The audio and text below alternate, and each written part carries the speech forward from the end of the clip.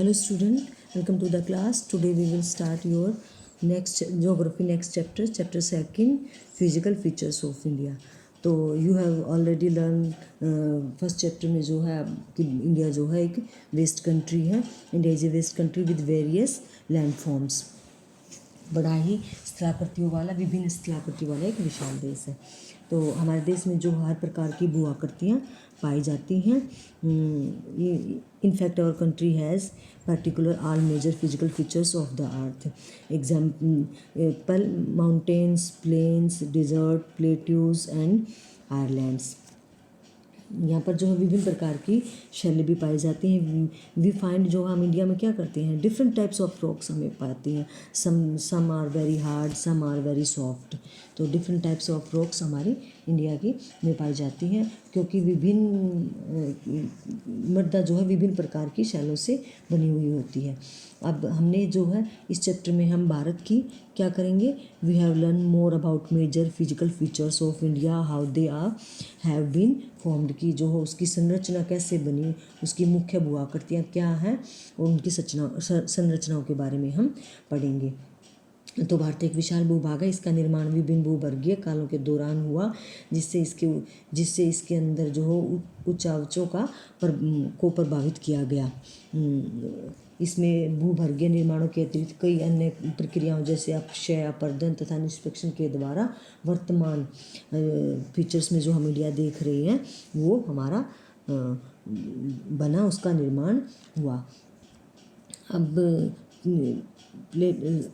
अर्थ scientist के द्वारा जो है attempt to explain the formation of physical features with the help of some theories basic on certain evidence. जैसे one such plausible theory is the theory of plate tectonics. According to the theory the crust जो है of the earth has been formed out of 7 major and some minor plates.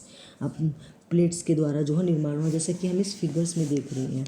अब plate boundaries, अब जो है अब हम इन plates की जो है मूवमेंट देखेंगे. The movements of the plates results in the building up of stresses within the plates and the continental rocks above leading to folding, faulting and volcanic activity.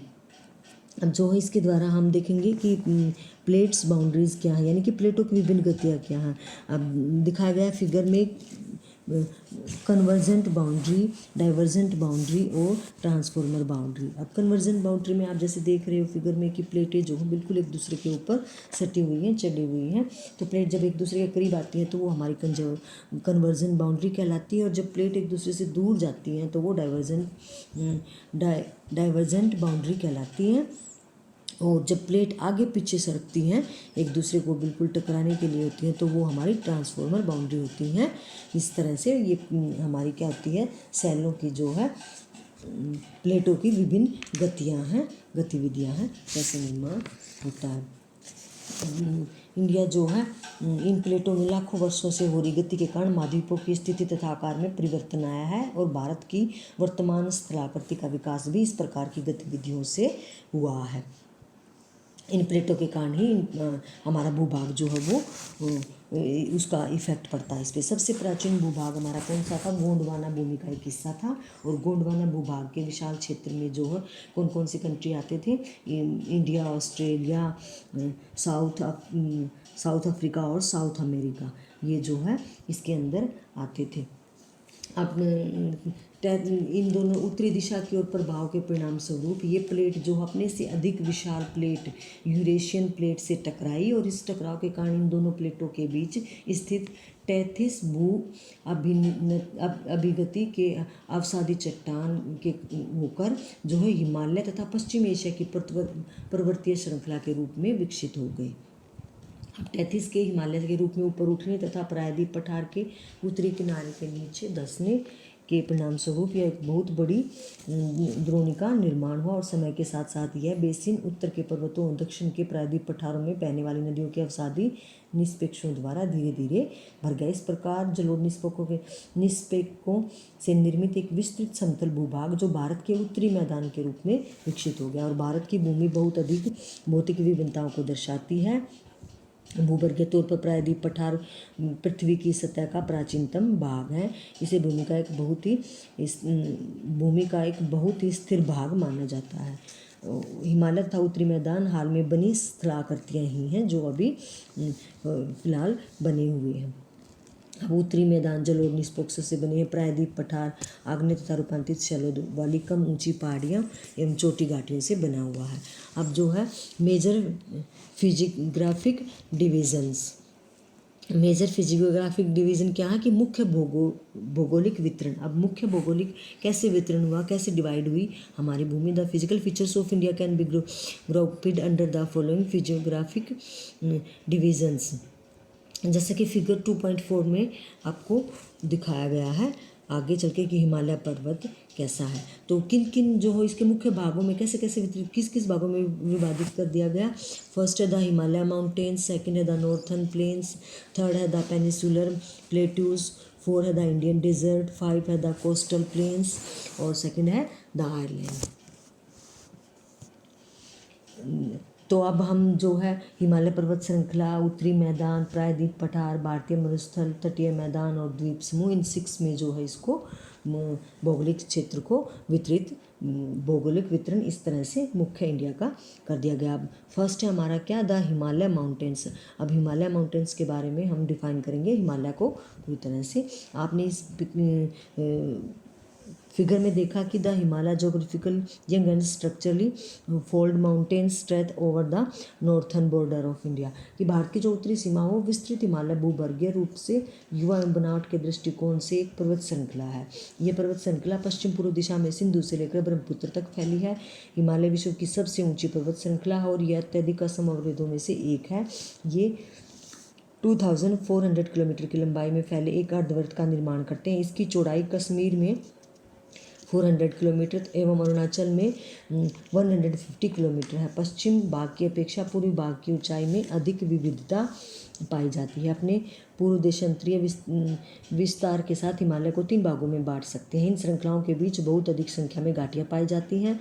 सबसे उत्तरी भाग में स्थित श्रृंखला को महान तथा आंतरिक हिमालय या हिमाद्री कहते हैं। ये सबसे अधिक सतत श्रृंखला है जिसमें जो है 6000 मीटर की औसत ऊंचाई वाले सर्वाधिक ऊंचे शिखर हैं। इसमें हिमालय के सभी मुख्य शिखर आते हैं। कौन कौन से शिखर आते हैं, माउंट एवरेस्ट, कंचनजुंगा, मकालू, धौलागिरी, नंगा पर्वत एक्सेट्रा एक्सेट्रा, जैसे कि आप लोग जानते हैं।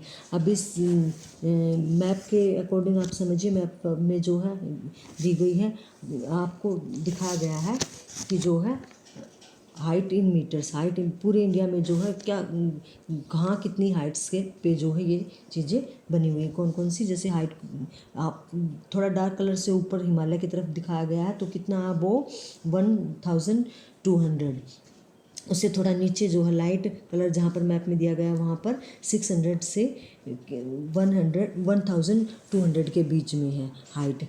अब उससे थोड़ा नीचे है 300 से लेकर 600 के बीच में, और उससे बिल्कुल नीचे मैदानी जो भाग है वहाँ पर हाइट कितनी है, 0 से लेकर 300 तक मीटर जो है हाइट है इंडिया की इस मैप के, जो कि हम मैप वर्क में समझेंगे। अब हिमालय के प्रमुख शिखर कौन कौन से ये भी आप जान चुके हैं। तो महान हिमालय के वलय की प्रकृति असमन्वित है। हिमालय के इस भाग का क्रोड ग्रेनाइट का बना है। यह हिमालय श्रृंखला हमेशा बर्फ से ढकी रहती है और इसमें बहुत सी हिमानियों का प्रभाव होता है। अब हिमालय की जो है हिमाद्री से दक्षिण में स्थित श्रृंखला सबसे अधिक असम है। इन श्रृंखलाओं का निर्माण मुख्यतः अत्यधिक परिवर्तित शैलों से हुआ है। इनकी ऊंचाई 3700 मीटर से 4500 मीटर के बीच तथा औसत लंबाई 50 किलोमीटर है। अब इसी श्रृंखला में कश्मीर की घाटी तथा हिमाचल के कांगड़ा एवं कुल्लू की घाटियाँ स्थित हैं और इस क्षेत्र को पहाड़ी नगरों के लिए जाना जाता है। हिमालय की सबसे बाहरी श्रृंखला को शिवालिक कहा जाता है। इसकी चौड़ाई 10 से 50 किलोमीटर तथा ऊंचाई 900 से 1100 मीटर के बीच में है। ये श्रृंखला उत्तर में दक्षिण स्थित मुख्य हिमालय की श्रृंखलाओं से नदियों द्वारा लाई गई असंपीड़ित अवसादों से बनी है। घाटियाँ बजरी तथा जलोढ़ की मोटी परत से ढकी हुई हैं। अच्छा, निम्न हिमाचल तथा शिवालिक के बीच में स्थित लंबवत घाटी को दून के नाम से जाना जाता है। कुछ प्रसिद्ध दून कौन कौन से हैं, देहरादून, कोटली दून तथा पाटली दून। उत्तर दक्षिण के अतिरिक्त हिमालय को पश्चिम से पूर्व तक तथा इस क्षेत्रों के आधार पर भी विभाजित किया गया है। इन वर्गीकरणों को नदी घाटियों की सीमाओं के आधार पर आधारित किया जाता है।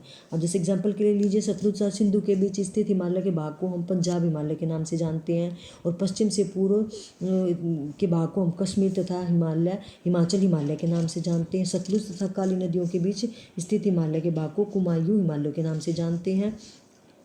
काली तथा तीस्ता नदियाँ नेपाल हिमालय तथा तीस्ता तथा दिहांग नदियाँ असम हिमालय का सीमांकन करती। हिमालय के कुछ क्षेत्रीय जो है नाम ये हमने जो है आपको बताए हैं, एग्जाम्पल के द्वारा आपको समझाया है कि ऐसे ही ब्रह्मपुत्र हिमालय की सबसे पूर्वी सीमा मानी जाती है।